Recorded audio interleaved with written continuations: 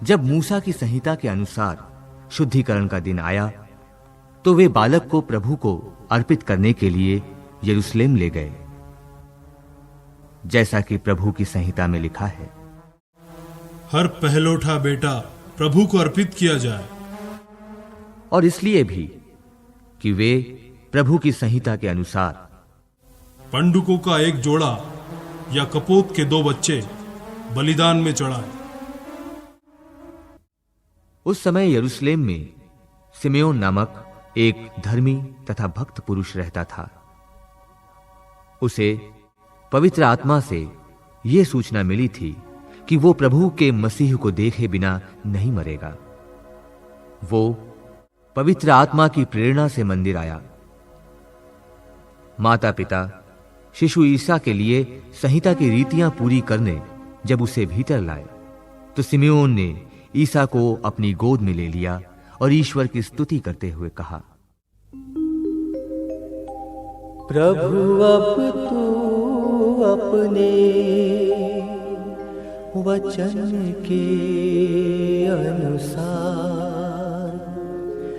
अपने दास को शांति के साथ विदा कर, क्योंकि मेरी आँखों ने उस मुक्ति को देखा है जिसे तूने सब राष्ट्रों के लिए प्रस्तुत किया है।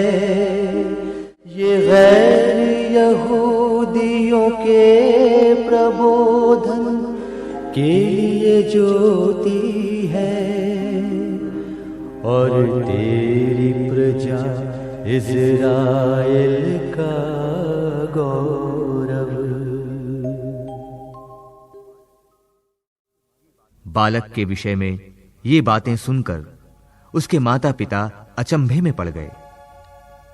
सिमेओन ने उन्हें आशीर्वाद दिया और उसकी माता मरियम से ये कहा, देखिए, इस बालक के कारण इस्राएल में बहुतों का पतन और उत्थान होगा।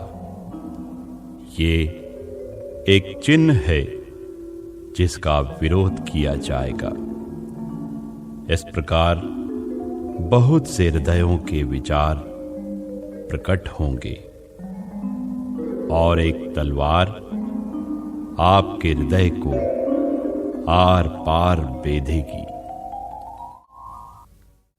अन्ना नामक एक नबिया थी जो असेर वंशी फनुएल की बेटी थी। वो बहुत बूढ़ी हो चली थी। वो विवाह के बाद केवल 7 बरस अपने पति के साथ रहकर विधवा हो गई थी और अब 84 बरस की थी। वो मंदिर से बाहर नहीं जाती थी और उपवास तथा प्रार्थना करते हुए दिन रात ईश्वर की उपासना में लगी रहती थी। वो उसी घड़ी आकर प्रभु की स्तुति करने और जो लोग यरूशलेम की मुक्ति की प्रतीक्षा में थे वो उन सबों को उस बालक के विषय में बताने लगी। प्रभु की संहिता के अनुसार सब कुछ पूरा कर लेने के बाद वे गलीलिया अपनी नगरी नाजरेत लौट गए। बालक बढ़ता गया, उसमें बल तथा बुद्धि का विकास होता गया और उस पर ईश्वर का अनुग्रह बना रहा।